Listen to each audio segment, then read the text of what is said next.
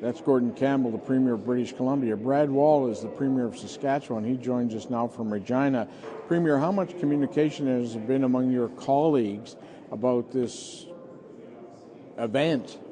I've talked to Premier Stelmach. We spoke on the telephone yesterday. I talked to Premier Fente from Yukon earlier this day as well, and there is a lot of consistency, certainly in Western Canada here. We're representing concerns that we're hearing from our constituents, from the people that hire us on to represent them. And Saskatchewan people, Mike, are saying, while they're upset with all federal leaders at this point in terms of what they've seen politically, the cure for the troubles that we've seen and for their frustration, in the view of the Saskatchewan people that have contacted me, the cure is not the instability of a coalition government at a time of economic uncertainty.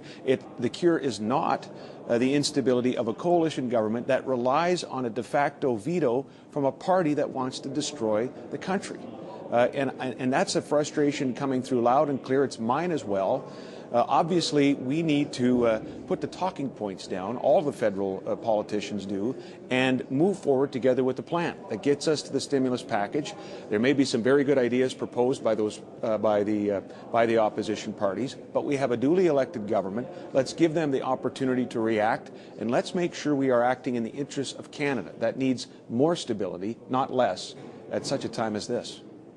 Well, I never thought I'd see this, but Premier Danny Williams of Newfoundland is out now saying that he's not taking sides. He's prepared to work with the coalition. So that's different than most of the other premiers.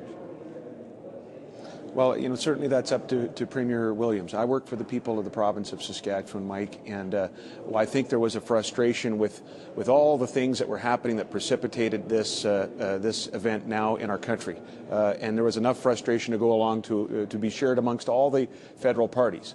But the reality, as I've said, is this, that the cure for these symptoms of troubles within our political system is not the instability of a coalition government that relies on separatists, on those who want to break up our country. We need to send stable signals to the world and to our own investment community in terms of the business climate in our country, in terms of our stability. I mean, even the markets today down marginally, to be sure, but other markets around the world were posting a bit of a rally. We work for people in this country who are concerned about their pension, about their jobs, and about their mortgages. And so what are we giving to them with all of this? Well, we're giving them now something to worry about political instability just before Christmas. I think what Premier Campbell said makes a lot of sense. This government was just elected. I think it's heard very loud and clear about what might be needed in terms of earlier indications on a stimulus. They have said they would bring in a budget in January, and I think that opportunity needs to happen. Your provincial opposition there in Saskatchewan is the New Democrats. How are, they're at the grassroots right across your province. How are those grassroots New Democrats going to react to this idea of their party, which resisted all of the siren calls of the separatists in Quebec to form a kind of quasi-separatist party in Quebec? They've always stood strongly, the NDP, for the Federalist side. And now all of a sudden they're in bed, and we're going to see Jacques Parizeau dragged out to stand up and say, by Jove, this is good for Quebec and for Quebec's separation. I just find it hard to believe. Well, we also have the specter of Quebec leaders coming forward and saying, look, here's how many more billions of dollars we're going to get out of Confederation because we are a de facto veto in this proposed coalition government. Mike, in our province, we have a debate and a disagreement between our party, the Saskatchewan Party, and our opposition, the NDP. We know provincial NDP operatives have helped cobble together this deal. People like Mr. Romano, perhaps others, people like Mr. Blakeney. And let's remember that this is a coalition government with separatists.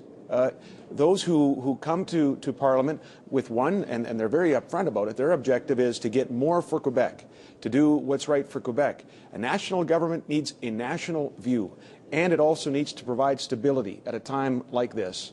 And so while everyone is frustrated with what happened with respect to the economic statement and some of the games that happened, again, I say this, Mike, the answer is not a coalition that will, I believe, actually make the instability situation worse and relies on a de facto veto from those who wish to break apart my country and your country, Mike. It just defies logic. Brad Wall, thanks very much for joining us, the Premier of Saskatchewan in Regina.